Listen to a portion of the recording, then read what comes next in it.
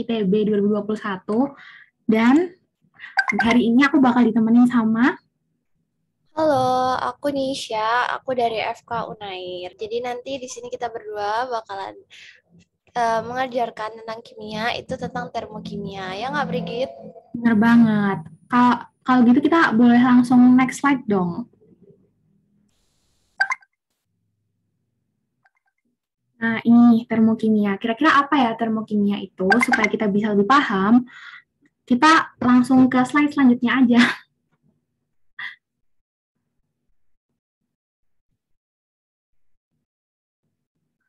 Oke, jadi sebelum bentar, aku mau tanya dong, Miss, ini kayak ada bar itemnya bisa dihilangin nggak? Mungkin gara-gara itu. Oh, udah, makasih. Jadi, ilmu kimia itu kita tuh bakal banyak belajar tentang perubahan energi dalam perubahan dan pertukaran energi dalam suatu reaksi. Kalau misalnya teman-teman dulu pernah belajar energi di SMP atau di SD, pasti gurunya ngomong kalau misalnya energi itu tidak dapat diciptakan dan tidak dapat dimusnahkan, tapi energi itu bisa berpindah dan bisa berubah wujud gitu kan. Nah, sama kayak prinsip itu di termokimia tuh bakal menggunakan nggak jauh-jauh sih dari prinsip itu gitu. Nah, karena tadi aku sebutin kalau energi itu bakal berubah terus berpindah tempat. Nah, kira-kira berpindah tempat sama berubahnya itu dari mana ke mana sih? Kita bakal bahas di sistem dan lingkungan. Jadi, sistem itu adalah proses yang menjadi pusat perhatian. Misalnya, di lab gitu kita melakukan reaksi netralisasi gitu kan. Netralisasi asam klorida HCl sama NaOH, natrium hidroksida gitu kan, bakal menjadi garam NaCl dan H2O. Nah, si sistemnya itu adalah reaksi netralisasi ini. Sedangkan lingkungan itu adalah segala sesuatu yang berada di luar sistem. Jadi, semua hal selain si reaktan dan produk ini adalah lingkungan. Contohnya, kayak gelas kimia di mana tempat reaksi itu terjadi, itu lingkungan. Terus mungkin batang pengaduknya itu lingkungan. Terus meja itu lingkungan. Bahkan kita sebagai praktikannya itu juga lingkungan. Karena kita tuh bukan sistem yang diobservasi. Kalau misalnya aku kasih contoh yang bukan kimia-kimia banget, apa sih sistem dan lingkungan itu? Jadi misalnya kita itu diandain sebagai suatu sistem, berarti dan kita diamati oleh teman kita gitu. Berarti teman kita tuh lingkungan. Terus dari situ kayak contohnya ruangan di mana teman kita mengamati kita itu juga lingkungan. Nah, kitanya sebagai sistem gitu. Jadi sampai sini kira-kira ada yang bingung nggak tentang perbedaan sistem sama lingkungan? Aman, Kak. Oke, makasih. Jadi, di sistem sendiri ini ada berbagai macam jenis-jenis gitu. Jadi yang pertama, sistem terbuka. Sistem terbuka itu di mana bisa terjadi pertukaran energi dan materi. Kayak yang aku jelasin tadi, di termokimia ini bakal banyak belajar tentang perpindahan energi. Makanya kayak penting banget kita tahu mana sistem yang terbuka, tertutup, sama terisolasi gitu. Nah, contoh dari sistem terbuka ini adalah gelas yang terbuka gitu. Kayak misalnya tadi aku melakukan reaksi netralisasi itu di gelas yang terbuka. Berarti kalau misalnya nanti ada percikan-percikan si reaktan dan produknya larutan itu bisa keluar gitu materinya. Sama kayak energinya itu bisa keluar. Nah, energi bisa keluar ini contohnya gimana sih? Mungkin kalau materi tadi gampang ya, kayak percikan larutannya keluar dan lain-lain. Kalau energi ini kan ada berbagai macam wujud energi. Misalnya kayak energi listrik, energi panas yang bakal kita pelajari nanti, terus habis itu energi potensial, energi kinetik yang di fisika, dan lain-lain gitu kan. Nah, di sini contohnya netralisasi itu misalnya menghasilkan suatu panas gitu kan. Nah, dan energi ini artinya si panas itu bisa keluar. Jadi kayak di sekitar gelas kimia itu kalau kita sentuh, kita bisa merasakan panas atau kayak bahkan dingin. Nanti kayak kita bakal bahas lagi ya kenapa bisa panas, kenapa bisa dingin itu kayak gitu. Jadi intinya pertukaran energi itu kayak kita bisa merasakan gitu si panasnya itu keluar gitu. Nah, yang kedua itu sistem tertutup. Sistem tertutup ini sama kayak sistem terbuka, cuma kita kasih tutup. Jadi misalnya gelas kimia tadi kita kasih tutup, jadi setiap percikan itu nggak bisa keluar, makanya nggak ada pertukaran materi. Tapi masih ada pertukaran energi. Kalau misalnya kita sentuh kan bisa di kaca kan, itu tuh kita sentuh kayak masih panas, berarti energinya masih ada yang bisa keluar. Nah, selanjutnya adalah sistem terisolasi. Di sini tuh nggak bisa terjadi perubahan energi dan materi sama sekali. Jadi, udah ditutup, terus dikasih suatu isolator gitu. Jadi, terisolasi. Contohnya di termos. Kalau misalnya termos kita isi sama air panas, selain panasnya, kan fungsinya termos itu untuk menjaga panas ya. Tapi kita kalau misalnya kalau termos yang baik dan sempurna ini ya, di luar termos kita pegang pas ada air panasnya, kita nggak bakal merasakan panas dari termos itu. Jadi itu yang namanya sistem terisolasi gitu. Jadi aku recap lagi ya. Terbuka itu bisa terjadi pertukaran energi dan materi, tertutup cuma energi aja, terisolasi nggak bisa terjadi dua-duanya gitu. Sampai sini ada yang mau tanyain atau enggak? Aman, Kak. Oke, makasih. Mungkin boleh next slide. Nah, maaf nih, ini kayak ada bar gitu. Ya makasih. Jadi, aku lanjut ya. Tadi kan aku udah bahas tentang kayak sistem dan lingkungan dan pertukaran energi. Nah, di reaksi ini pasti bakal ada pertukaran energi gitu kan, supaya reaksi bisa terjadi. Nah, berdasarkan pertukaran energi tersebut, reaksi itu bisa dibagi menjadi dua. Aku yakin teman-teman pasti udah tahu lah ya, ada reaksi eksoterm dan reaksi endoterm. Tapi apa sih perbedaannya kedua ini? Jadi yang pertama reaksi eksoterm. Eksoterm kalau kita lihat di bahasa Inggris, exo itu kan keluar gitu kan, exit gitu. Nah, tapi yang keluar ini apa sih? Yang keluar ini adalah energi. Energinya tuh ya biasanya panas sih kalau reaksi kimia, cuma energi kan ada berbagai macam wujud. Tapi emang kalau misalnya reaksi kimia itu 99,9999% itu pasti energi kalor gitu. Nah, selanjutnya reaksi ini kan keluar gitu energinya, berarti dia melepas energi ke lingkungan. Jadi kayak reaksi ini kan kita lihat sebagai sebuah sistem. Jadi biasa kita selalu melihat di termokimia ini ya, kita selalu melihat reaksi itu sebagai suatu sistem yang diamati gitu. Jadi si reaksi ini, sistem ini melepas energi ke lingkungannya. Jadi kayak kalau di sistem tertutup atau terbuka tadi, kita bisa merasakan panas di luar tempat reaksi itu terjadi gitu. Terus karena dia melepas energi, maka dia juga terjadi perpindahan kalor dari sistem ke lingkungan. Makanya temperatur lingkungan itu bakal naik. Kalau di reaksi exotherm, teman-teman megang kayak tadi itu bakal terasa panas gitu. Terus ini ada ilustrasinya sedikit sih, kayak di kiri yang gambar hitam itu, jadi sistem itu mengeluarkan energi-energi banyak gitu, jadi bisa dirasakan. Tapi ingat ya, kalau misalnya di sistem terisolasi, ini nggak bakal bisa dirasakan gitu, jadi energinya bakal tetap di sistem tersebut. Nah, terus di bawahnya itu ada grafik yang agak membingungkan ya, ini kalau menurutku sih agak membingungkan dulu, tapi kalau misalnya kita lihat lagi, ini tuh sebenarnya cukup gampang gitu.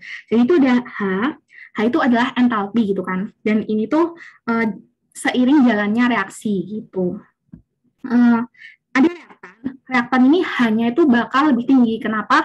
Karena dia tuh masih menyimpan banyak energi kalor itu gitu. Terus habis itu seiring berjalannya reaksi, si H dari reaktan ini bakal semakin turun dan menjadi produk gitu. Jadi kayak reaktannya tuh turun, energi di reaktan itu turun selama dia reaksi menjadi produk karena dikeluarin ke lingkungan gitu. Sampai sini ada yang mau tanyain apa enggak?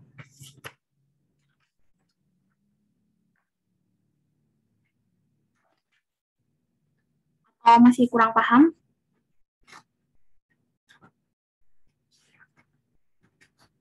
Aman, Kak. Oke. Aman, Kak. Kenapa?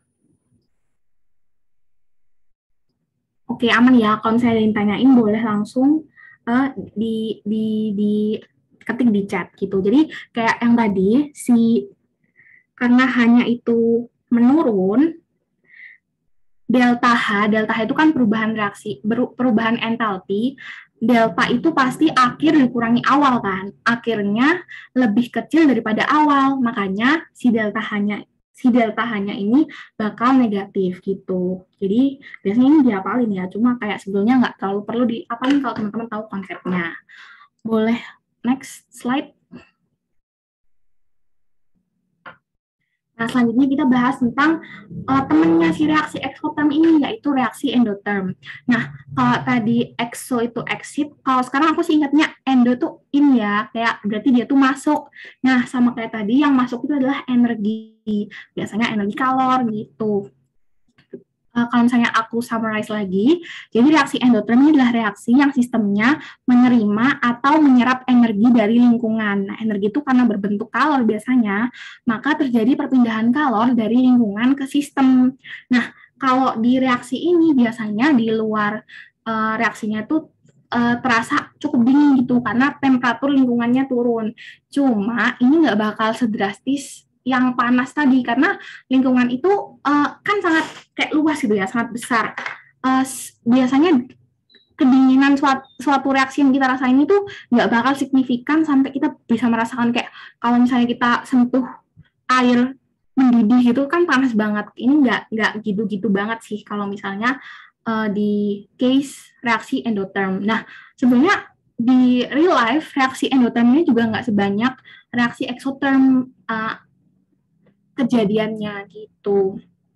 Terus di sini ada ilustrasi tadi, sistem itu bakal menerima energi dari lingkungannya, jadi kayak menerima atau menyerap gitu. Terus ada grafik juga, jadi awalnya reaktan kan kecil si entalpinya. Terus selama reaksi berjalan, dia bakal menerima energi dari lingkungannya, makanya saat dia udah membentuk produk, si reaksi ini bakal memiliki energi yang lebih banyak gitu, jadi lebih positif, jadi lebih tinggi gitu. Nah, sama kayak tadi kalau kita gunain delta H, ini delta H, ini harusnya delta ya, maaf teman-teman jadi tanda tanya. Jadi delta H itu tuh delta H akhir lebih besar dari delta H awal gitu. Jadi nanti kalau misalnya dikurangi, kita hitung deltanya itu bakal positif gitu. Jadi ingat ya, tadi aku recap lagi, exotherm itu si energinya keluar dari sistem ke lingkungan dan delta H-nya itu negatif. Reaksi endotherm ini si sistemnya itu menerima energi dari lingkungan dan delta H-nya positif. Sampai sini ada yang mau ditanyain lagi atau enggak?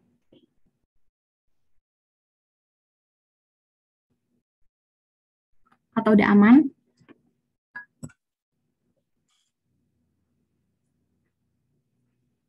Aman, Kak. Terima kasih. Boleh next slide aja kalau aman. Oke, selanjutnya adalah kalorimeter. Dan tadi kan aku ngomong tentang kayak perubahan energi, perpindahan energi, tapi gimana sih caranya kita menghitung perubahan energi itu? Kayak kita bikin suatu bilangan yang bisa dicerna gitu. Kita bisa mengukurnya sama kayak penggaris, kita mengukur panjang pakai penggaris. Alat ukur buat si energi kalor ini, khususnya energi kalor ini adalah kalorimeter. Nah, kalorimeter ini adalah sistem yang terisolasi sebagai alat penghitungan kalor. Kenapa sih sistemnya harus terisolasi? Ya karena tadi kalau misalnya sistemnya itu terbuka atau tertutup, di mana energi bisa keluar masuk, nanti dia nggak bakal membentuk sebuah kayak perhitungannya itu nggak bakal tepat gitu. Jadi misalnya energinya hilang setengahnya, berarti nanti yang dihitung si kalorimeter kan cuma setengah, jadi kayak nggak bakal akurat gitu. Makanya kalorimeter ini biasanya pasti adalah suatu sistem yang terisolasi gitu. Nah, aku kan tadi ngomong kayak seimbang atau enggak, itu kita bisa tulis di suatu persamaan, di mana Q reaksi tambah Q larutan tambah Q ini kalor ya, Q ini kalor, satuannya itu joule atau kilojoule atau kalori. Nah, di mana Q reaksi plus Q larutan plus Q kalorimeter itu sama dengan 0. Karena sistem itu balik tadi, sistem itu terisolasi, jadi nggak ada kalori yang keluar atau kalori yang masuk gitu. Nah, Q reaksi ini apa sih? Q reaksi ini yang biasanya kita cari buat kita menentukan entalpi atau kalor suatu reaksi gitu.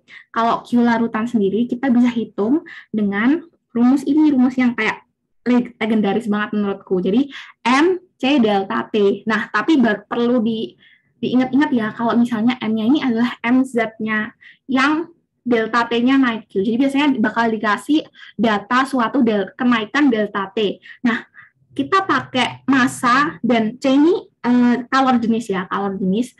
Massa dan kalor jenis itu untuk zat yang delta T-nya diketahui perubahan temperaturnya itu. Jadi mungkin ini bakal lebih jelas kalau kita nanti bakal bahas di soal ya, tapi kayak pokoknya intinya Q larutan adalah MC delta T untuk zat, tapi acuannya itu siapa sih zat yang berubah temperaturnya yang digunakan sebagai delta T itu, maka kita harus ngemasukin massa sama kalor jenisnya itu untuk zat itu gitu. Jadi kayak aku kasih contoh spoiler dikit lah sekarang. Jadi itu misalnya ada reaksi, terus nanti reaksinya tuh menaikkan temperatur air. Nah, kira-kira yang bakal kita hitung di Q larutan siapa? Kan bisa sih reaksi, cuma kita tuh nggak mengetahui, kita tuh nggak punya data delta T si reaksi ini. Makanya kita lebih baik karena adanya data delta T air di soal itu, kita pakai massa air dan kalor jenis air gitu. Terus habis itu yang kedua itu kan tadi Q larutan. Yang kedua itu adalah Q kalorimeter. Kalau Q kalorimeter ini bisa kita hitung dengan massa dikali C kalorimeter. Massanya ini adalah massa zat yang kayak ada di sistem itu gitu. C kalorimeter itu kapasitas kalorimeter gitu ya. Nanti kita bakal lihat di soal supaya lebih jelas. Nah, oh ya, aku mau note satu lagi kan. Tadi karena persamaan, bentar aku hapus dulu. Persamaan masternya itu ini, kita tuh bisa pindah ruas gitu. Jadi kayak Q reaksi sama dengan min Q larutan dikurangi Q kalorimeter. Nah, kalau ini aku minusnya aku keluarin, ini bakal jadi kayak gini, min Q larutan min Q plus Q kalorimeter. Nah, itu bakal jadi rumus yang ini. Makanya kalau misalnya teman-teman tahu rumus Q itu biasanya ada min-nya gitu. Boleh. Sampai sini masih ada yang kurang jelas atau enggak? Atau aman?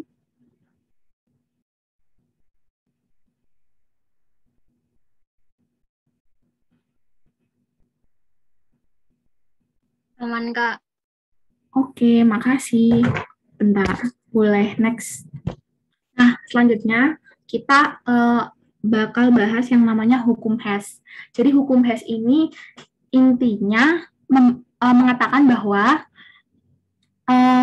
entalpi itu hanya bergantung pada perubahan entalpi itu hanya bergantung pada keadaan awal dan keadaan akhir sistem, bukan tahap reaksi yang ditempuh. Kalau misalnya teman-teman pernah belajar laju reaksi atau udah sering kayak pastilah pernah ketemu sama reaksi yang berjalan dengan 2 tahap gitu kan. Dan kalau untuk menghitung kalornya kita tuh cuma menggunakan keadaan awal dan akhir sistem, bukan kayak tahap reaksi yang ditempuh itu. Jadi kayak untuk tahap reaksi yang berbeda-beda, misalnya kita mau mencari entalpi untuk reaksi A sama dengan B, reaktornya A, produknya B. Kita menggunakan 4 tahap yang berbeda-beda, misalnya cara pertama ada 2 tahap, cara kedua ada 3 tahap, cara ketiga ada 4 tahap gitu. Itu bakal semuanya sama si perubahan entalpinya, karena kita cuma melihat keadaan awal sama keadaan akhir gitu. Terus yang kedua yang dibahas di hukum Hess ini adalah bahwa penjumlahan perubahan entalpi total itu adalah penjumlahan entalpi reaksi dari setiap tahap. Mungkin ini masih abstrak ya, kalau misalnya kita lebih jelas boleh langsung next slide. Jadi ini soal si legendarisnya si termokimia yang sering banget keluar. Ini tuh berhubungan banget sama hukum Hess. Jadi kalau misalnya teman-teman dulu sering diajarin kalau misalnya delta R itu delta entalpi, perubahan entalpi reaksi itu bisa dicari dengan perubahan entalpi produk dikurangi reaktan gitu kan. Kanan kurangi kiri itu tuh dari hukum Hess sebetulnya. Jadi kayak di atas ini ada suatu ilustrasi gitu kan. Jadi AB plus CD, bentar mungkin aku ganti warna dulu. Jadi ini reaksi AB plus CD sebagai reaktan itu bakal menjadi AD plus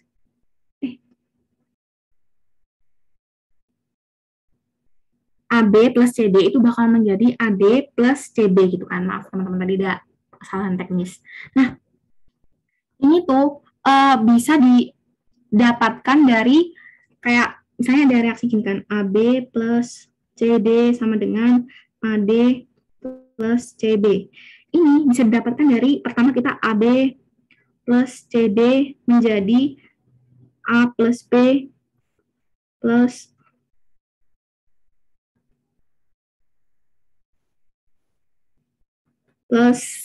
C plus D gitu kan. Terus bisa juga didapat, ini tuh kita langsung jumlahkan aja gitu. Jadi kayak kalau kita mau dari sini ke sini, dari sini ke sini itu kan ringkasnya. Nah, tahapnya tuh pertama dari sini ke sini, terus dari sini ke sini. Nah, ini tuh nggak perlu kita untuk tahap yang ini sama tahap yang ini tuh nggak ada bedanya gitu. Itu sih yang mau diomongin sama hukum Hess.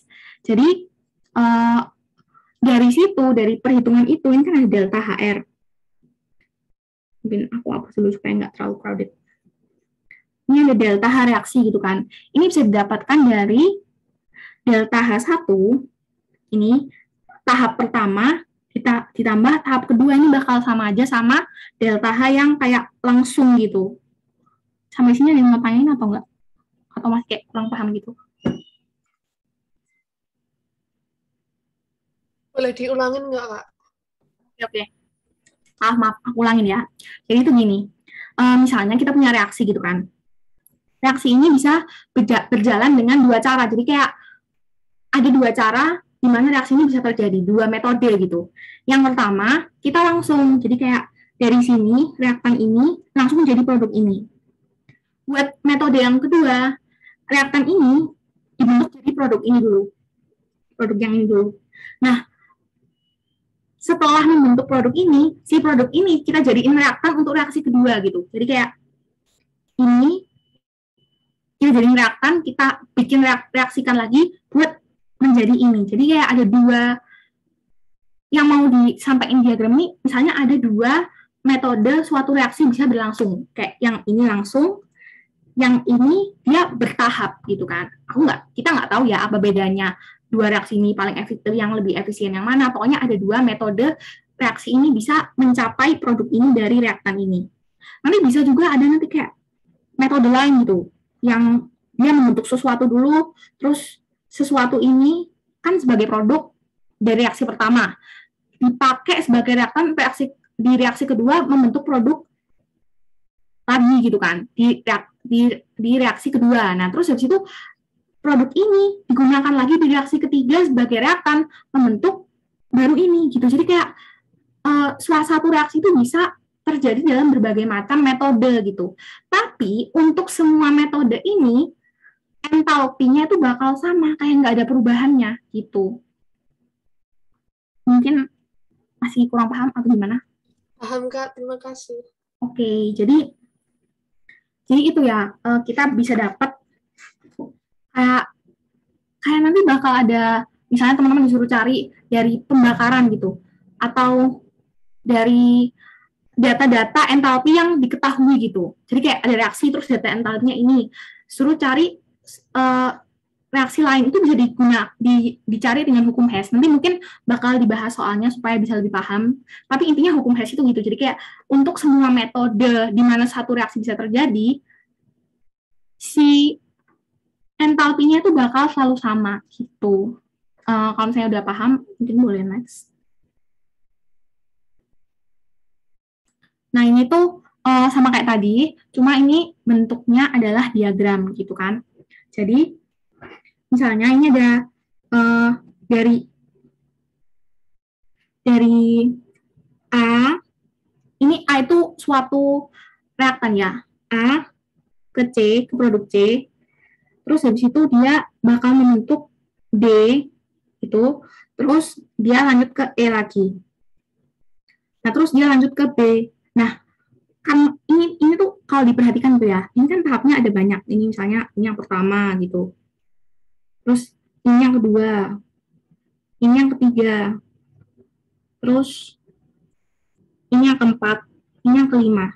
Tapi tingginya tuh bakal selalu sama gitu. Jadi ini tuh sama aja kayak yang tadi, cuma ini PPT-nya kok buram. Oh, oh, mungkin ini yang buram annotate-nya atau PPT-nya.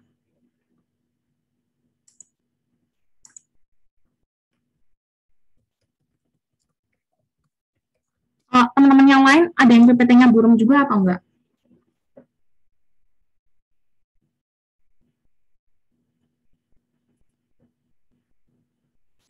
Oh, oke.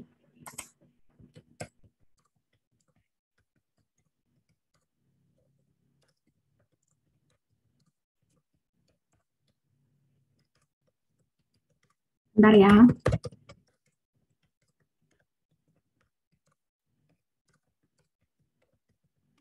Oke. Oh, oke. Kalau misalnya yang lainnya nggak buram, makasih infonya. Aku bakal lanjut ya. Jadi itu ini tuh mengungkapkan bahwa meskipun reaksi dari sini ke sini itu ditempuh dalam berbagai macam tahap ini, si delta H-nya itu bakal tetap sama gitu. Jadi kayak sama kayak yang tadi dibahas tadi, semua metode reaksi delta H-nya itu bakal sama karena hukum Hess itu prinsipnya kita cuma melihat keadaan akhir dan keadaan awal. Sebenarnya kalau misalnya kita lihat kayak aku jelasin kayak gini tuh masih sangat-sangat abstrak gitu kan, kayak apa sih ini konsep aja, kayak nggak ada penerapan-penerapannya, tapi nanti di soal itu bakal kayak dijelasin lagi, bakal clear gitu gimana sih hukum Hess ini terjadi gitu. Mungkin sampai sini ada yang mau tanyain lagi?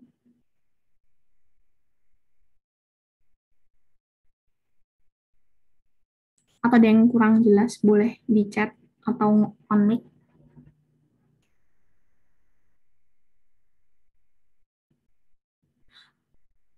Bentar, ada pertanyaan ya. Berarti entalpi dari AD plus CB itu sama kayak A plus B plus C plus D, ya Kak? Bentar, ini berarti bahas yang tadi ya. Bener sih kayak gitu itu. Jadi kayak misalnya kita mau membentuk si AB plus CD itu dari kayak misalnya, contohnya gini aku tulis aja. Ini ada A, B plus CD itu AC plus BD gitu kan. Ini tuh bisa kita cari dengan pembentukan si ini dulu gitu. Jadi kayak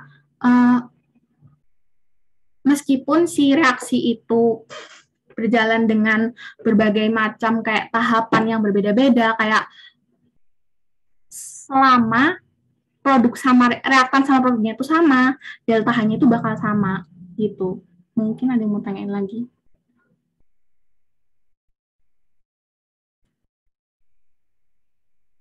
Atau boleh next aja supaya kita langsung ke soalnya hukum Hess ini, karena emang hukum Hess ini sulit dipahami kalau cuma dari konsep aja gitu. Oke.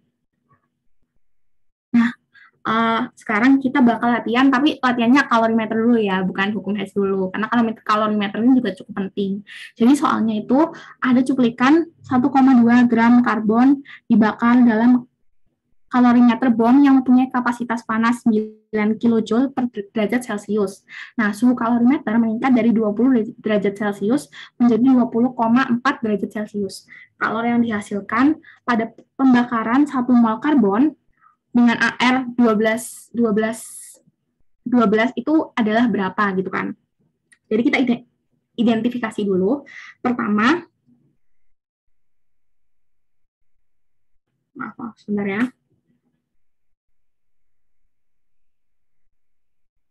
Pertama itu ada 12 gram karbon dibakar dalam kalorimeter bom yang punya kapasitas panas 9 kilojoule per derajat Celcius. Nah, suhunya itu delta T-nya tuh ini, nanti bakal bisa dihitung. Terus ditanyakan kalori yang dihasilkan pada pembakaran 1 mol karbon. Pertama, kita tulis dulu data-data apa yang kita dapat dari sini. Jadi yang pertama, massa karbon itu 1,2 gram. Yang kedua, kapasitas kalorimeter itu 9 kilojoule per derajat Celcius. Yang ketiga, delta T itu 24,4 dikurangi 20. Ini kan delta itu akhir kurangi awal gitu. Nanti kita hitung lagi ya di persamaannya. Sekarang kita pakai aja rumus yang aku kasih tahu tadi gitu. Jadi Q reaksi sama dengan minus Q larutan plus Q kalorimeter. Nah, di sini kira-kira disebutin atau enggak? Di sini kan nggak disebutin gitu kan. Untuk si larutan ini delta T-nya itu berapa? Jadi karena nggak disebutin, kita bisa anggap itu tuh nggak ada. Jadi ini tuh bisa dianggap nggak ada. Jadi tinggal Q kalorimeter aja yang ada. Gitu. Karena di sini nggak ada delta T-nya. Pokoknya kita tuh mengacu ke delta T, bukan mengacu ke massa. Meskipun nih kayak seolah-olah ini massanya ada nih kan, 1,2 gram karbon. Tapi mana delta T-nya, mana kapasitas, kalori jenis untuk si massa itu. Jadi karena nggak ada, kita anggap aja kalau misalnya kiloton itu nggak ada, gitu. Terus, berarti kan tersisa Q kalorimeter. Ini ada atau nggak sih data-datanya? Di sini tuh ada, kan, suhu kalorimeter. Terus habis itu ada C kalorimeter juga, sama karena ada dua itu, kita bisa menyimpulkan bahwa kita menghitungnya itu dari Q kalorimeter aja gitu. Jadi berarti Q reaksi sama dengan min Q kalorimeter. Nah, rumusnya Q kalorimeter tadi min C kali delta T. C itu kapasitas kalorimeter ya. Terus kita langsung masukin aja. Tadi kapasitas kalorinya min 9. Ini aku kurung aja ya supaya nggak bingung. 9 kilojoule per derajat Celcius. Terus habis itu delta T-nya 24,4 min 20 derajat Celcius. Ini kan. Tadi terakhir sampai sini. Oh, kok bisa negatif? Ada pertanyaan, kok bisa negatif dari mana?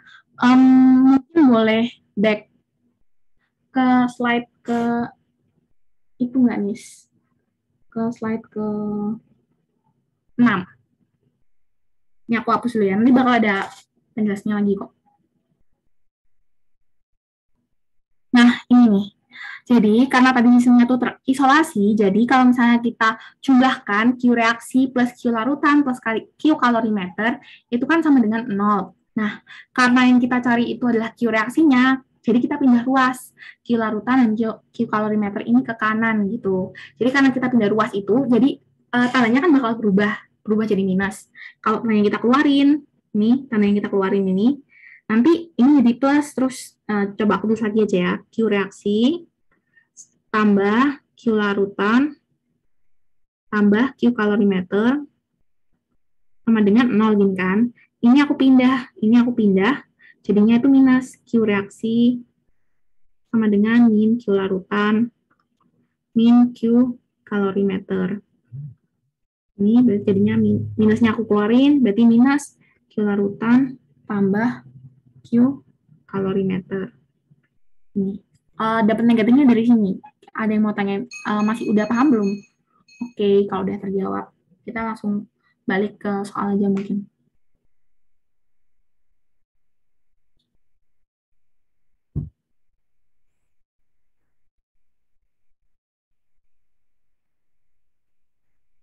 Nah, tadi kan terakhir kita sampai, ingetin lagi ya, tadi kita masukin Q reaksi sama dengan min C kali delta T. Nah, min C-nya itu adalah ini kan, 9 kilojoule per derajat Celcius. Terus delta T-nya ini 24,4 dikurangi 20 derajat Celcius. Nah, dari sini kita bisa langsung operasiin aja, nanti bakal ketemu jawabannya adalah min 39,6 kilojoule. Nah, kan perlu diingat kalau misalnya min 39,6 kilojoule ini adalah kalor reaksi untuk cuplikan 1,2 gram karbon yang dibakar. Sedangkan mintanya adalah 1 mol pembakaran karbon gitu. Apakah si 1,2 gram karbon ini 1 mol? Enggak kan? Jadi kita hitung dulu si mol karbonnya. Jadi mol karbonnya kita hitung pakai rumus massa 1,2 per mR12. Nanti bakal ketemu molnya 0,1 mol. Gitu. Nah, dari 1 mol yang kita ketemu tadi min 39,6 itu untuk 1,2 gram karbon. Nah, 1,2 gram karbon itu 0,1 mol. Kita boleh pakai perbandingan aja gitu buat menghitung berapa sih kalor untuk 1 mol gitu. Jadi untuk 0,1 kan ini perbandingan lurus, jadi kita bisa bentuk persamanya kayak gini. Untuk 0,1 mol itu kalor reaksinya adalah min 39,6. Nah, kalau untuk 1 mol kalor reaksinya tuh berapa? Nah, ini kita coret-coret. Terus habis itu ini kita kali silang gitu kan, min 39,6 dikali 1 kan min 39,6, terus 0,1 dikali Q reaksi. Terus ini kita pindah ruas ke sini, jadi dibagi, berarti min 39,6 bagi 0,1 sama dengan Q reaksi. Ini bakal, kalau dioperasiin bakal sama dengan min 396. Nah, ini udah ada kan jawabannya yang A, tapi kenapa di sini minus? Tapi di sini itu nggak ada minusnya. Nah, di soal itu diomongin bahwa ini kalor yang dihasilkan. Nah, kalor itu bakal plus kalau dia itu menghasilkan, dan dia bakal, kalor itu bakal minus kalau dia itu menghasilkan, dan bakal plus kalau dia itu menerima, gitu. Jadi, kayak nggak masalah, ini nggak ada minusnya, karena di sini ada kata-kata dihasilkan yang bisa mengubah, kayak dia tuh menggantikan tanda minus itu. Gitu. Mungkin boleh next. Nah, ini jawaban yang lebih runtut lagi. Oh, maaf. Kayak ini, Miss, kayaknya ini, ya, yang ini. Maaf ya, teman-teman. Gitu. Jadi, mungkin ada yang mau tanyain lagi buat soal yang tadi.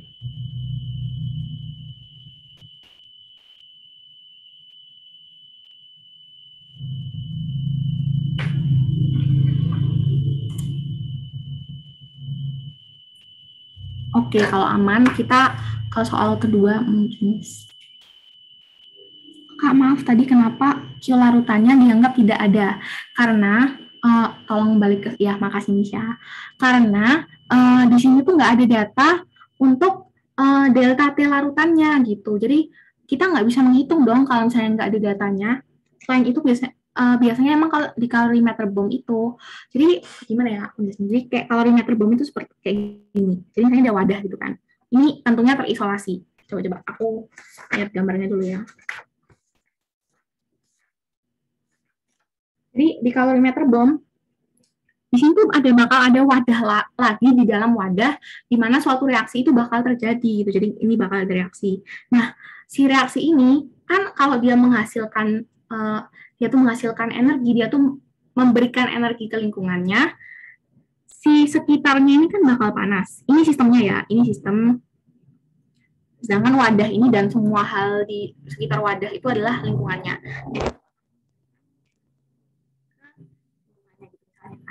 Sama kalau menyerap juga. Nah, karena si sistem ini memberikan atau menyerap energi ke lingkungannya, yang bakal berubah temperaturnya itu adalah si lingkungannya ini. Dan di lingkungannya ini, di dalam wadah yang besar ini, biasanya diisi air gitu. Makanya kalorimeter bom yang mempunyai kapasitas panas 9 kilojoule per derajat Celcius dan suhu kalorimeter yang meningkat itu biasanya si wadah besarnya ini, suhu wadah besarnya ini yang biasanya diisi air gitu. Jadi kayak selain karena nggak ada datanya, makanya kita bisa, jadi kayak gampangnya karena nggak ada datanya nggak bisa dihitung gitu kan.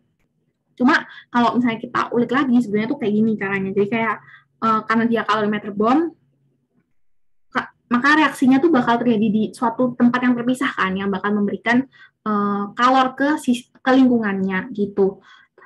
Tapi nggak semua kalorimeter bom juga kita bisa abaikan gitu delta P reaksinya. Jadi emang benar-benar tergantung soal. Jadi kalau misalnya jika hanya kilautan yang diketahui, apakah yang satunya lagi juga boleh untuk dihilangkan? Oke, kalau udah terjawab tadi Natasha. Jadi kalau misalnya hanya kilautan yang diketahui, itu bisa juga kayak gitu. Nah, itu tuh di kalorimeter sederhana. Jadi kalorimeter ini juga ada berbagai macam jenis. Cuma di soal itu biasanya terlihat kayak kita tuh ngitungnya dari mana. Jadi dari ada atau tidaknya data itu. Tapi intinya kalau di kalorimeter bom biasanya si Q lautannya itu tidak ada, sedangkan kalau di kalorimeter sederhana Q kalorimeternya itu yang nggak ada. Jadi kayak, tapi nggak menutup kemungkinan juga sih, kayak bisa juga kalorimeter bom dua-duanya ada, kalorimeter sederhana dua-duanya ada. Jadi benar-benar tergantung ke data yang ada di soal. Tapi kalau misalnya emang nggak ada delta T-nya, ya lebih baik nggak usah dihitung gitu. Mungkin ada pertanyaan lagi?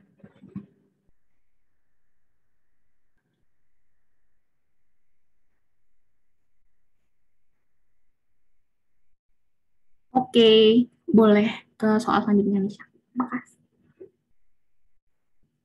Nah, kalau di soal yang ini, itu bakal ada dua-duanya gitu. Jadi emang benar-benar kita nggak tahu nanti di kalorimeter bom atau kalorimeter sederhana itu yang bakal ada perubahan temperaturnya itu siapa gitu. Jadi kalau di sini tuh dalam kalorimeter sederhana yang kapasitas kalorinya dapat diabaikan. Gitu kan? Dilarutkan 4,25 LiCl dengan MR ini ke dalam 39,75 ml air. Kalor pelarutan LiCl adalah min 40 kJ per mol. Temperatur sistem kalorimeter meningkat dari 25 derajat Celcius menjadi 27,5 derajat Celcius. Kalor jenis larutan LiCl yang terbentuk dalam satuan joule per gram derajat Celcius adalah. Jadi kita tulis dulu ya datanya pertama-tama supaya kita nggak bingung dengan kalimat soal itu. Jadi massa LiCl itu 4,25, terus MR-nya 42,5, terus volume air yang dilarutkan dengan LiCl itu adalah 395,75 ml. Terus kalor pelarutan adalah min 40 kJ untuk 1 mol. Delta T-nya 27,5 dikurangi 25 derajat Celcius gitu. Nah, pertama-tama kita mulai dari ini aja. Q sama dengan 40 kJ untuk 1 mol. Gitu. Kenapa? Karena kita bakal mencari suatu kalor jenis gitu. Jadi kita perlu tahu Q-nya dulu. Tapi diingat lagi, ini Q-nya untuk 1 mol. Sedangkan di sini itu 4,25 gram. Yang dia tuh nggak 1 mol. Cara taunya ya kita hitung dulu molnya. Molnya LiCl 4,25 gram per 42,5 ini MR-nya kan. Berarti nanti kalau kita hitung 0,1 mol. Itu kan. Nah, kita tahu kalau misalnya mol yang kita Q itu kita cari untuk mol 0,1, sedangkan di datanya kita punya 1 mol. Ini min 40 kJ. Nah, kita bisa gunakan perbandingan Jadi, untuk 1 mol, kalornya itu min 40 kilojoule. Nah, kalau untuk 0,1 mol, kalornya itu berapa? Nah, kita kali silang aja. Ini jadi min 4 sama dengan 1 dikalikan Ki. Berarti Ki-nya itu min 4, tapi ini ada satuannya kilojoule. Nah, sedangkan di soal kita diminta dalam satuan joule. Kita langsung ubah aja supaya kita nggak bingung. Jadi, diubah jadi dikali 1000 kan, kalau misalnya dari kilojoule ke joule, 4000 joule gitu. Jadi, berarti kita tahu kalau misalnya sekarang untuk 4,25 LiCl yang dilarutkan ini dibutuhkan kalor min 4000 joule. Nah, kita langsung masukin aja ke rumus yang tadi, min 4000 itu kan, ini kan Q reaksinya.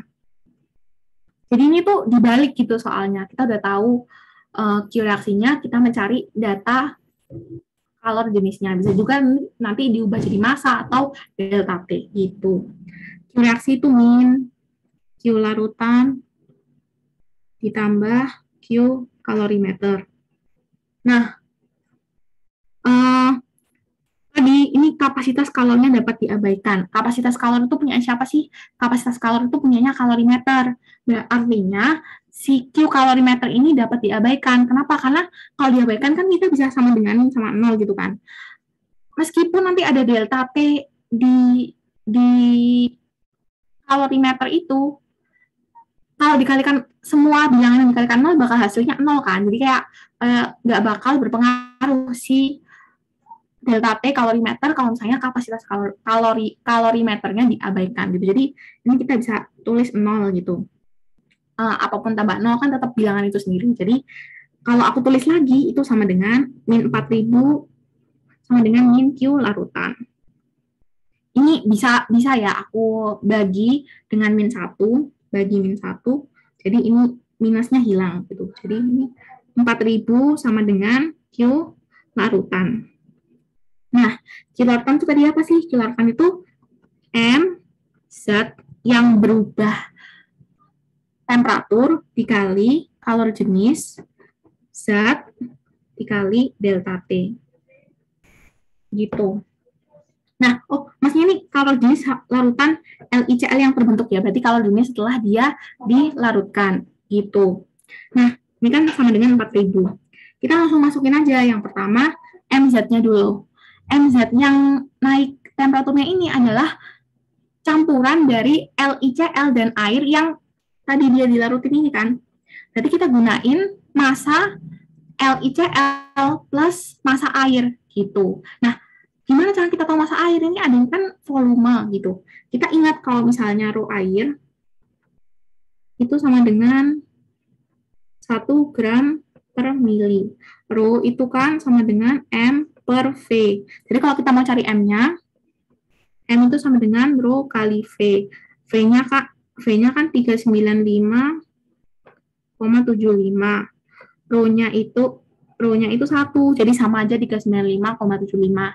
Berarti masanya air 395,75, masanya LiCl 4,25.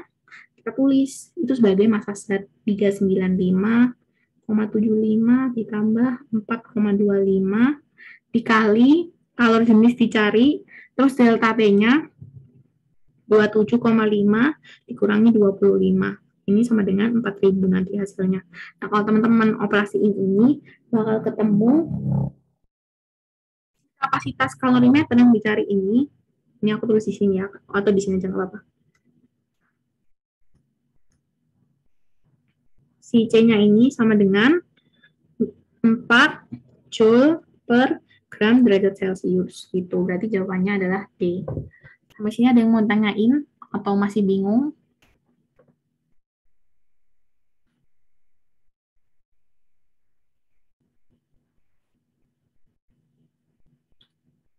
Mungkin kalau misalnya ada yang mau tanyain boleh chat atau langsung on mic. Oh ya, aku mau sambil nunggu pertanyaan atau apapun, bentar ya, aku jawab pertanyaan di sini. Jadi, di sini tuh kita diingetin lagi kalau misalnya massa dan kalor jenis yang dicari dalam perhitungan itu adalah mengacu ke siapa sih yang mengalami perubahan temperatur yang kita hitung itu. Jadi karena ini yang mengalami perubahan temperatur larutan, maka yang kita gunain juga massa larutannya. Dan nanti ini bakal ketemu kalor jenis larutannya. Gitu. Nah, ada pertanyaan, itu satu yang di Rho kali V dari mana? Nah, itu dari data, dari sebetulnya ini apa ya? Harus biasanya ini dikasihin di soal, tapi karena mungkin udah terlalu sering data ini muncul, jadi udah nggak dikasihin lagi gitu. Jadi teman-teman ingat aja, Rho air itu sama dengan 1 gram per mililiter. Maaf ini harusnya mililiter. Nah, sebenarnya ini bisa bervariasi sih sesuai perbedaan satuan. Jadi kalau misalnya itu diganti jadi kilogram per sentimeter kubik misalnya, itu bakal berubah juga. Bisa teman-teman bisa cari di Google buat data-datanya itu dicari dengan keyword massa jenis air gitu. Nanti teman-teman bakal ada satuannya berapa, terus massa jenisnya berapa gitu. Oh ya, sama Rho M sama dengan Rho kali V itu dari rumus ini. Rho itu kan dari definisi Rho itu sama dengan massa per volume. Nah, kalau kita mau cari massa, kita pindah ruas. Kayaknya kita pindah ke sini. Jadi plus berarti Rho sama dengan massa kali volume gitu. Rho-nya dapat dari data. Itu. Oke. Mungkin ada yang mau tanyain lagi. Aku lihat dulu ya supaya nggak hektik gitu. Nanti bakal ada jawaban yang bersih kok.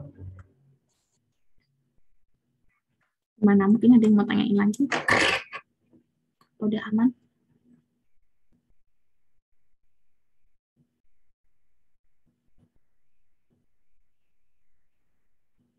Oke, kalau aman, mungkin Insya boleh tunjukin jawaban yang lain nih. Ini jawabannya ya, sama 4 Joule per gram derajat Celcius. Karena langkahnya juga sama gitu. Jadi ini ingat ya, ini datanya yang dari tambahan dari aku. Rho air sama dengan 1 gram per mililiter. Kalau teman-teman nanti nemu kayak untuk satuan lain, bisa pakai cari di Google tadi tuh, massa jenis air. Nanti bakal muncul datanya macam-macam satuannya. Tapi lebih baik dihafalin sih. Tapi yang biasanya keluar itu cuma 1 gram per mililiter. Dan juga teman-teman kalau misalnya pingin buat satuan lain, misalnya kilogram per mililiter, bisa diturunin sendiri kan, bisa diganti sendiri kan satuannya. Jadi kayak sebenarnya itu nggak harus dihafalin semuanya. Pokoknya hafal kalau misalnya Rho air itu sama dengan 1 gram per mililiter gitu. Kalau misalnya udah aman dan ini udah ditunjukin, mungkin bisa next.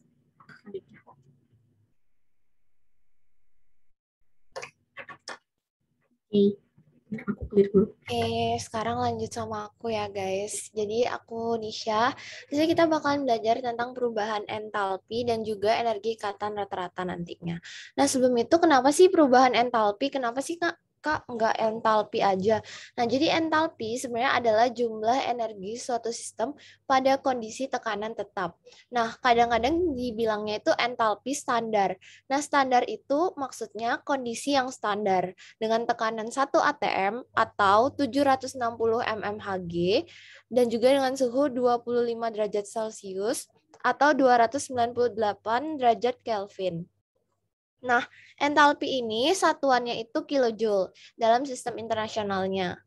Nah, besarnya perubahan entalpi adalah selisih antara entalpi produk dan reaktan. Nah, produk itu di sebelah kanan atau kiri ya? Ayo.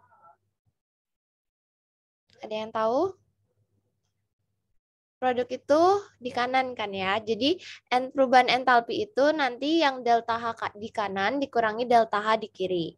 Nah, ini ada gambarnya ya. Jadi ada reaksi, itu ada grafiknya, terus ke hasil reaksi. Oke. Terus habis itu nah, kenapa sih reaksinya ini endotherm? Nah, endotherm karena kita lihat hasil reaksinya itu delta H-nya itu lebih tinggi. Nah, karena hasil reaksi dikurangi reaksi, jadi nanti nilainya itu positif. Karena dia positif, berarti dia membutuhkan panas. Oke, langsung ke jenis-jenis perubahan entalpi standar. Apa aja sih, Kak, jenis-jenis perubahan entalpi? Nah, yang pertama ada perubahan entalpi pembentukan atau yang biasa dibilang delta H F. F itu artinya formation ya, pembentukan. Ini adalah pembentukan satu mol senyawa dari unsur-unsurnya. Nah, misalnya kita ingin membentuk NaCl solid. Nah, unsur-unsurnya itu Na itu kalau di alam bentuknya itu Na solid. Kalau Cl, maaf ya itu kurang Cl ya. Cl itu dia Cl2 gas. Jadi Na solid itu ditambah setengah Cl2 gas itu menjadi NaCl solid.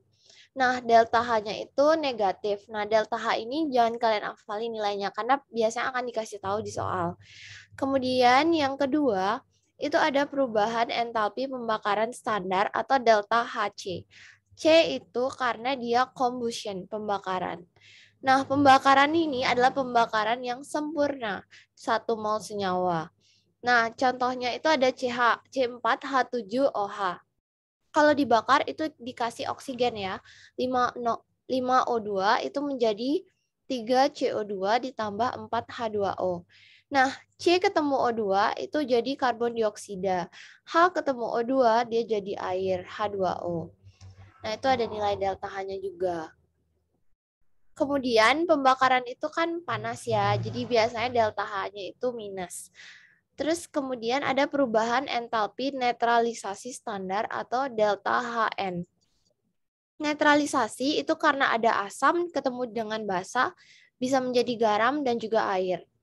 Nah, di sini kita bisa menetralkan 1 mol asam oleh basa atau 1 mol basa oleh asam.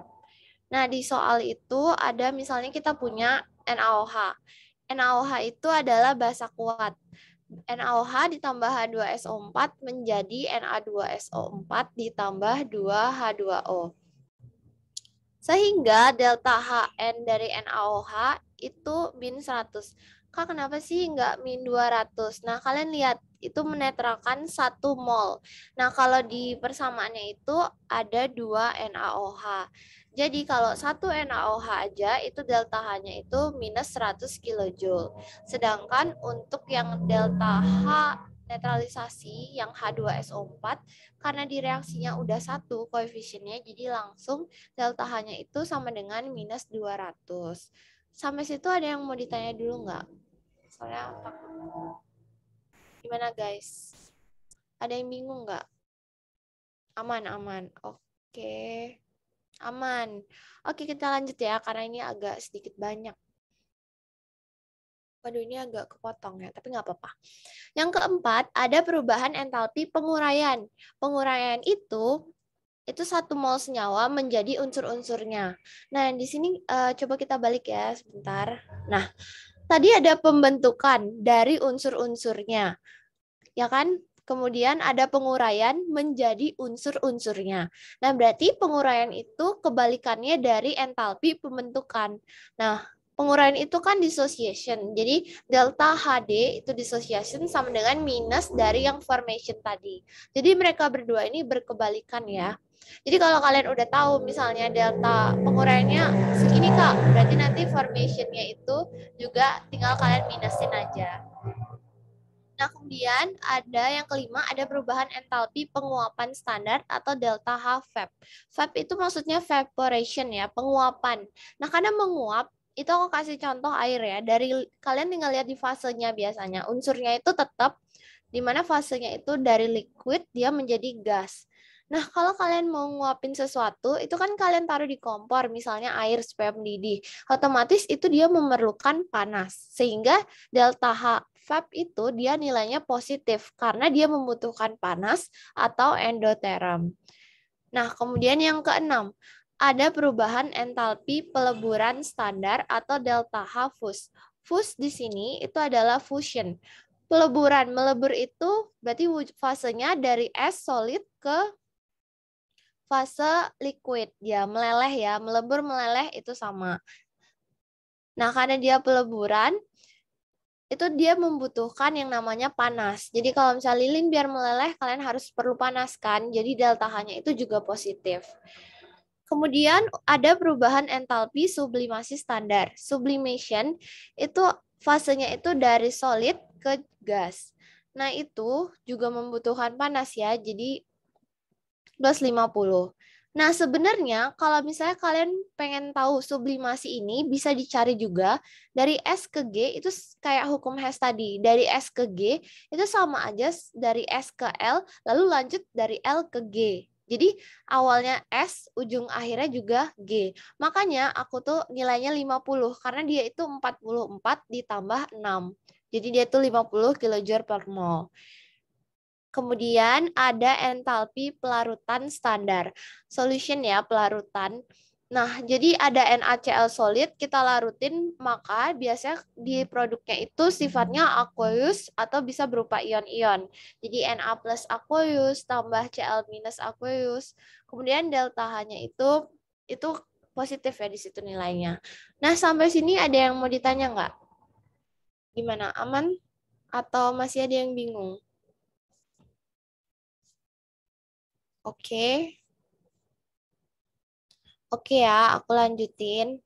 Kemudian lagi 2, itu ada perubahan entalpi atomisasi standar. Atomisasi itu ketika 1 mol senyawa diubah menjadi atom-atomnya dalam bentuk gas. Nah, CH4 gas itu menjadi C gas. Kemudian ada 4H juga gas. Nah, itu delta H-nya itu adalah 1662 kilojoule per mol. Kemudian ada juga entalpi kisi standar, itu delta H lat atau lat itu lattice. Nah, ini tuh jarang keluar, tapi sekedar kalian tahu ya. Kemudian ada itu pembentukan 1 mol zat padat dari ion-ion fase gasnya. Dia ion ya, jadi beda sama atomisasi. Kalau atomisasi itu jadi atom, bukan ion. Kalau yang kisi dari ion, dia menjadi fase padatnya. Nah, kemudian kita ada energi ikatan rata-rata. Energi ikatan rata-rata adalah energi rata-rata per ikatan yang diperlukan untuk menguraikan 1 mol molekul menjadi atom-atom penyusutnya. Nah, energi ikatan rata-rata ini datanya bisa kita gunakan untuk mencari nilai delta H. Delta H suatu reaksi itu sebenarnya adalah jumlah energi ikatan pemutusannya dikurangi jumlah energi pembentukan ikatan. Nah, yang putus itu yang di sebelah kiri karena dia terurai reaktannya, sedangkan yang dibentuk tentunya adalah produknya atau yang di sebelah kanan. Jadi hati-hati ya. Jadi kalau delta H itu kan tadi produk kurang reaktan, itu kanan kurang kiri. Tapi kalau energi ikatan dia itu kiri dikurangi kanan. Jadi kalian harus hati-hati. Oke, terus ini kita langsung ke latihan. Diketahui ada energi ikatan nih. Udah dikasih datanya, masing-masing ikatan itu berapa kilojoule per mol. Nah, yang ditanya adalah perubahan entalpi untuk reaksi CCl2F2 gas ditambah F2 gas menjadi CF4 gas ditambah Cl2 gas.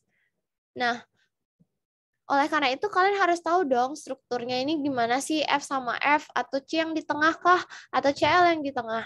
Nah, itu kalian bisa lihat di sini ya. Oke. Nah, jadi kalau ada reaksi CCl2F2 tambah F2 menjadi CF4 tambah Cl2, ini kalian lihat. Cl sama F itu tuh ada di satu golongan yang sama. C yang beda sendiri ya, yang lebih positif itu C. Jadi C yang di tengah. Jadi C itu tangannya ada 4, ada Cl, Cl, F, dan F. Nah, kemudian dia ditambah F dengan F, menjadi ikatan CF4, itu berarti ada 4 ikatan C dengan F, ditambah Cl2, ada ikatan Cl dengan Cl. Nah, energi pemutusan ikatan dikurangi energi pembentukan ikatan. Berarti kiri dikurangi kanan. Di sebelah kiri itu ada energi ikatan C dengan Cl, itu ada 2. Kemudian kita tambahin 2 energi ikatan C dengan F. Kemudian ada juga F dengan F ya, energi ikatan yang di kiri. Kemudian dikurangi yang di sebelah kanan itu ada 4 energi ikatan C dengan F dan juga Cl dengan Cl.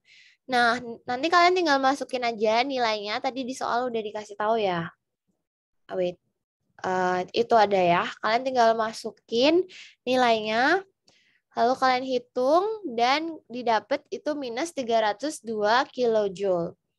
Oke, jadi di sini itu jawabannya itu D. Kalian harus hati-hati ya kalau minusnya itu kan dari total. Jadi minusnya itu jangan satu-satu tapi kalau bisa dikurungin dulu. Nah, kemudian kita lanjut ke latihan yang kedua. Nah, ini tuh sebenarnya ada hubungan antara delta H dengan hukum Hess. Nah, kita punya persamaan. Kita dikasih tahu kalau persamaan pertama itu X2 gas tambah Y2 gas menjadi 2XY gas itu butuh delta H sebanyak A. Kemudian X2 gas tambah Y2 gas menjadi 2XY yang liquid itu membutuhkan B kilojoule. Kemudian X2 tambah Y2 menjadi 2XY yang solid itu membutuhkan delta H C kilojoule. Kalor sublimasi senyawa XY pada penurunan temperatur adalah sublimasi. Sublimasi itu tadi fasenya itu dia dari solid ke fase gas. Karena dia nanyanya sublimasi senyawa XY, berarti kalian cukup cari nilai XY yang solid menjadi XY yang gas. Nah, gimana cara nyarinya? Ini ya. Oke. Nah, di sini kalian lihat dari persamaan pertama itu kan X2 gas tambah Y2 gas menjadi 2XY gas. Itu aku di sebelah kanannya kalian lihat aku nggak rubah ya, karena di sana aku langsung pakai bentuk dasarnya. Kemudian yang di bawahnya itu X2 gas tambah Y2 gas menjadi 2XY yang solid sama dengan delta H. Delta H-nya itu C kilojoule. Itu aku balik reaksinya. Kalau aku balik, otomatis koefisiennya tetap sama, 2XY yang solid menjadi X2 gas tambah Y2 gas, namun delta H-nya itu minusnya. Nanti kalian tinggal tambahin, berarti nanti X2 gas, Y2 gas di sebelah kiri itu tercoret dengan X2 gas dan Y2 gas di sebelah kanan. Jadi nanti hasilnya itu 2XY solid menjadi 2XY gas. Atau delta H-nya itu kalau kita tambahin berarti A ketemu sama min C, A minus C. Nah, karena tadi ditanya, karena entalpi kalor sublimasi itu untuk 1 mol, sedangkan di persamaannya itu masih 2XY, jadi biar 1XY kita harus dikali dengan setengah. Berarti delta H-nya itu setengah dari A min C. Oke, kemudian nah, berikutnya adalah energi yang terkait proses pembentukan 10,8 gram N2O5 langsung dari gas N2 dan O2. Jadi dia di sini meskipun namanya energi, tapi dia nggak ada kata ikatan ya. Jadi energi di sini bisa diartikan dengan entalpi, karena satuannya itu sama-sama joule. Jadi energi pembentukan itu maksudnya delta entalpi pembentukan. Nah, pembentukan N2O5 dari gas N2 dan O2. Itu kita cari ya. Oke. Nah, kalor pembentukannya itu, nah ini kan yang di sebelah tiga reaksi di kiri ini ada contohnya itu yang di soal. Kemudian yang di sebelah kanan itu yang aku rubah supaya kita dapat yang kita pengen. Nah, kalor pembentukan untuk menghasilkan N2O5 itu adalah N2 gas ditambah 5/2 O2. Itu biar menjadi N2O5 gas. Karena kan kita ingin membentuk 1 mol N2O5. Nah, kemudian berarti di persamaan yang pertama itu aku rubah, itu aku tetap ya, berarti N2 tambah O2 menjadi 2NO ditambah 180, sama dengan delta H-nya itu 180,5 kilojoule per mol. Kemudian di persamaan kedua, yang ada 2NO tambah O2 menjadi 2NO2, itu juga aku biarin, di sebelah kanannya aku biarin delta H-nya itu minus 114,1 kilojoule per mol.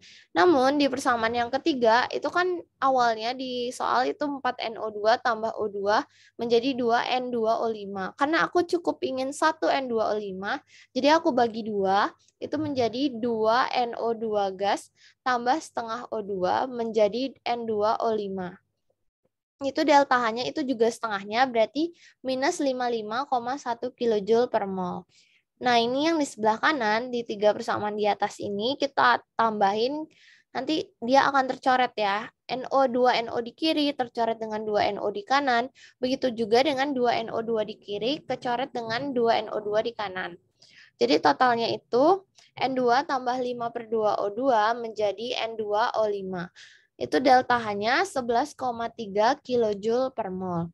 Tapi di soal dikasih tahu kalau misalnya N2O5-nya itu ada 10,8 gram. Kalian harus tetap rubah ke mol dulu. Kalian cek molnya apakah emang udah 1 mol atau belum. 10,8 dibagi MR-nya 108 itu dapat 0,1 mol. Jadi karena 11,3 kilojoule itu untuk 1 mol, maka kalau 0,1 mol, dia itu 1,13 kilojoule per mol.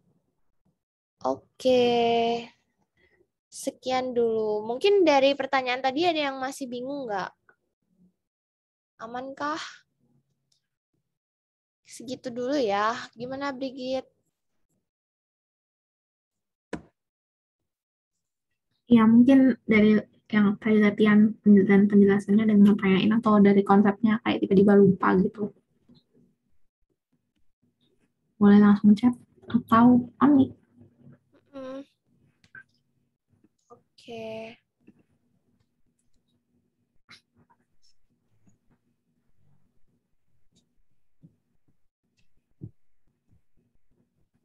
Atau Aman, kalau Aman boleh ngomong Aman di chat atau Ami juga nggak apa-apa.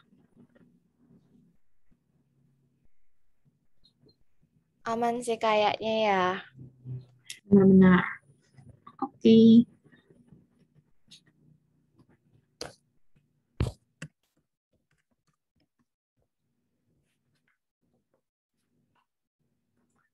Oke, kalau gitu kayaknya kelas kita tentang termokimia sampai sini aja. Semoga ilmunya bermanfaat. Aku sama Isya mau ngucapin terima kasih dan minta maaf kalau ada kesalahan kata atau perbuatan. Makasih semuanya udah datang. Kalau ada pertanyaan, boleh kontak kita berdua ya. Makasih. Makasih semuanya. Terima kasih, Kak.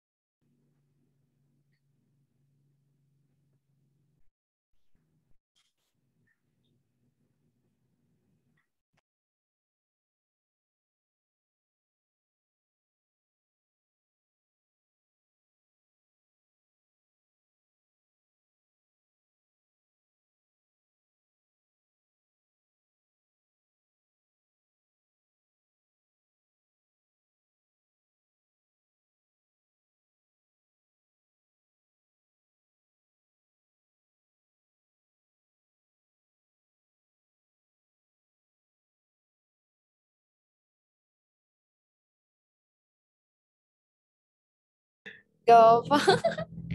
Makasih, Brigit.